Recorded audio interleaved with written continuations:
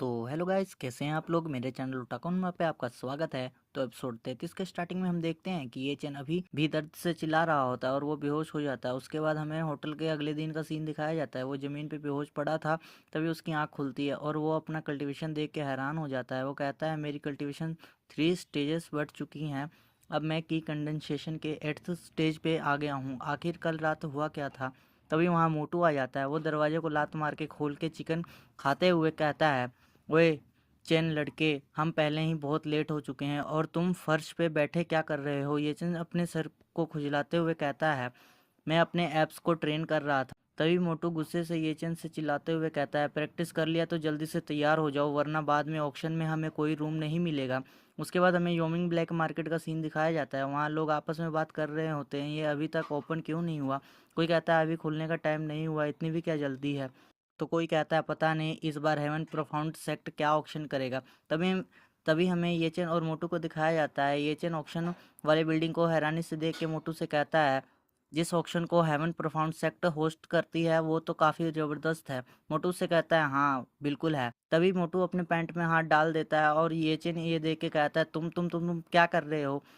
मोटू 2 pills निकाल कर येचन को एक देते हुए कहता है, ये रूप और आवाज़ बदलने वाली पिल्स हैं, लो एक ले लो। येचन फनी सा फेस बना के कहता है, नहीं तुम खा लो, मैं मास्क पहन लूँगा। मोटू पिल खाते हुए कहता है, खुद को रोको मत, खा लो यार। येचन मोटू से पूछता है, तुम्हारा पॉकेट तुम्हारे जांघों के बीच में क्यों है। तभी मोटू के पिल खाने की वजह से उसका रूप बदल जाता है। वो कहता है, सेफ्टी। वैसे रूप किस एंगल से बदला है भला। येचन उसके इस रूप को देख के सदमे में था। तभी ऑक्शन बिल्डिंग का गेट खुलता है। कोई बंदा उस बिल्डिंग के अंदर जा रहा होता है। एक बंदा ये देख के कहता है, कौन है ये घमंडी बंदा। तभी दूसरा बंदा उससे कहता है, तो तुम्हें ये भी नहीं पता, वो ओल्ड मैन ब्लैक माउंटेन से हैं और उसका यहाँ पूरे एरिया पे कंट्रोल है। फिर वो पहले वाले बंदे से कहता है, मेरी आंखें सच में अंधी थी जो मैं इन्हें नहीं पहचान पाया। उसके बाद हमें अंदर का सीन दिखाया जाता है। ये चेन अंदर का नज़ारा देख के हैरान था और वो कहता है, ये बहुत अमेजिंग है।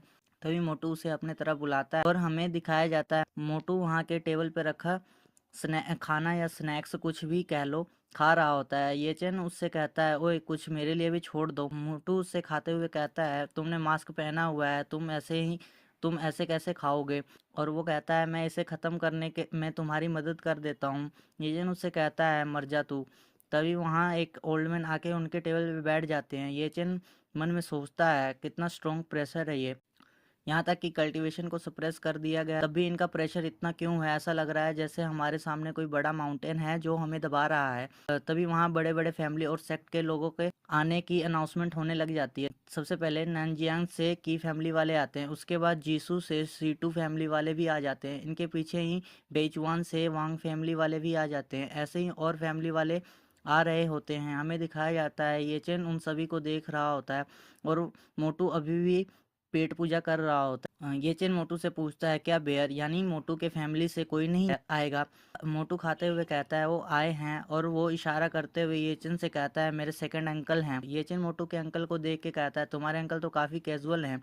उसके बाद हेंगवे सेक्ट से भी एक एल्डर आ जाते हैं। ये चेन उन्हें देख के कहता है, मैंने इन्हें हेंगवे सेक्ट में कहीं नहीं देखा, क्या तुमने उन्हें देखा है। मोटू ये चेन से कहता है, वो यूजियान पीक के इनर मास्टर हैं, शायद उनका नाम फेंग वुहेन है।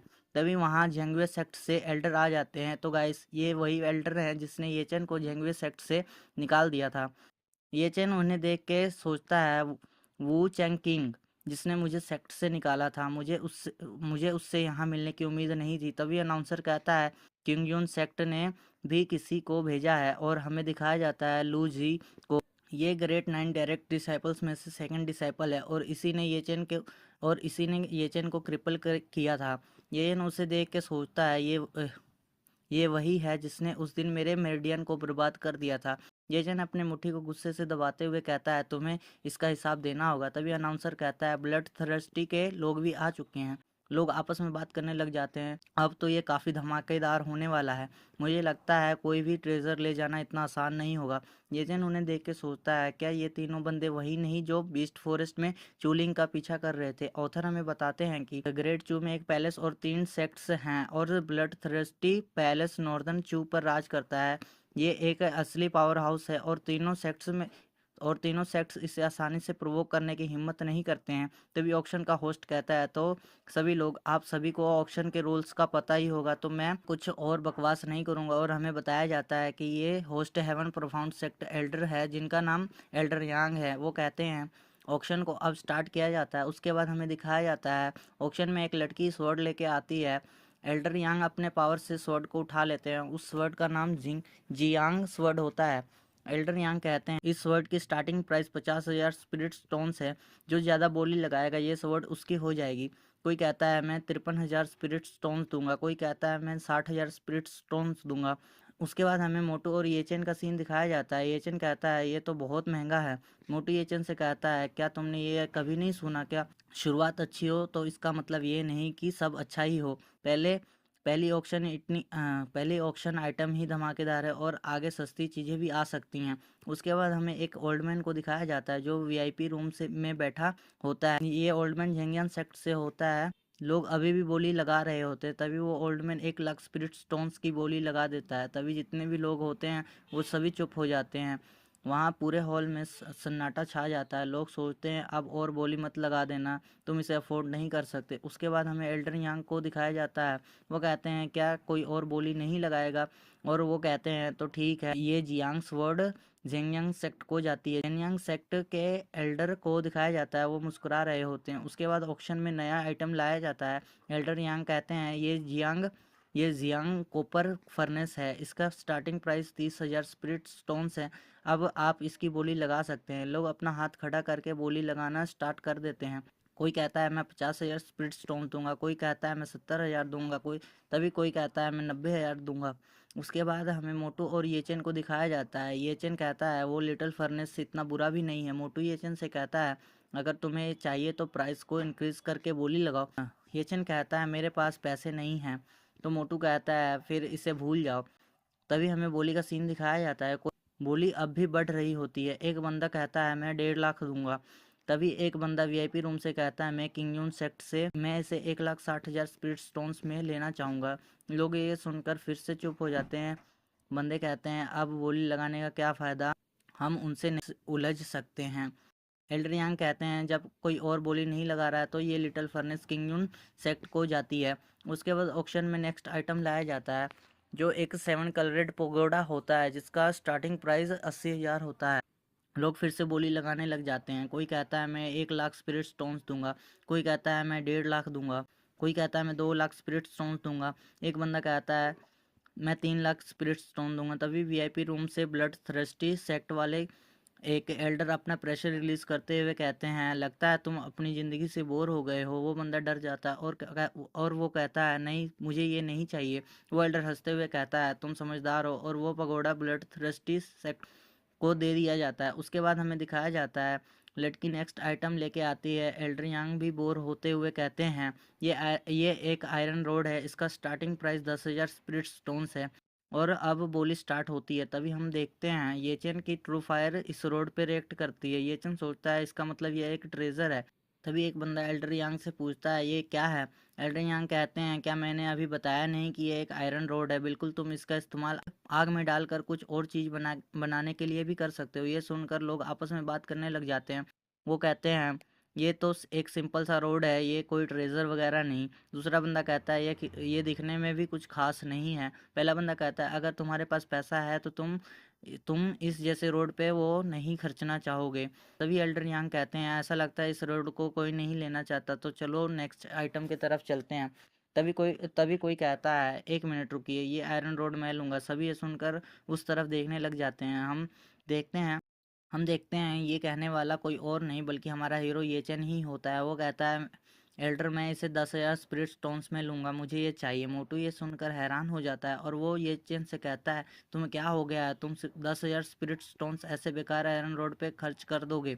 येचन मोटू से कहता है ऐसा कुछ नहीं है, ये बस सस्ता है इसलिए मैं इसे ले रहा हूँ। दूसरे लोग ये सुनकर हंसने लग जाते हैं और वो कहते हैं ये छोटू तो बहुत फनी है। तभी एल्डर यांग कहते हैं अगर कोई और बोली नहीं लगा रहा तो ये आयरन रोड मैं इस छोटे दोस्त को देना चाहूँगा। तभी कोई कहता है रुको, इसे मैं 11,000 स्पिरिट स्टोन्स में लेना चाहूँगा।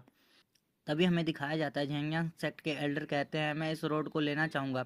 तभी ये चन कहता है मैं इसके 12 स्पिरिट स्टोन्स दूंगा। हॉल के सभी लोग ये सुनकर हैरान हो जाते हैं और उनमें से कोई कहता है तुम्हारी हिम्मत कैसे हुई झेनयांग सेक्ट से कुछ छीनने की, और जो चीज़ तुमने चुनी वो एक ब्लैक आयरन रोड है। आखिर ये बच्चा है कौन? इसका 80% दिमाग खराब लगता है मुझे। तभी झेनयांग सेक्ट के एल्डर हंसते हुए येचन से कहते हैं बच्चे तुम्हें पता है तुम किसके अगेंस्ट हो? येचन एल्डर से कहता है एल्डर क्या आप मुझे डराने की कोशिश कर रहे हैं? जेंगयांग सेट के एल्डर कहते हैं बहुत अच्छे, तुम्हें काफ़ी हिम्मत है। किसी ने भी जेनयांग सेक्ट के बोली के बाद आवाज़ नहीं निकाली, लेकिन तुम पहले हो जो ऐसा कर रहे हो।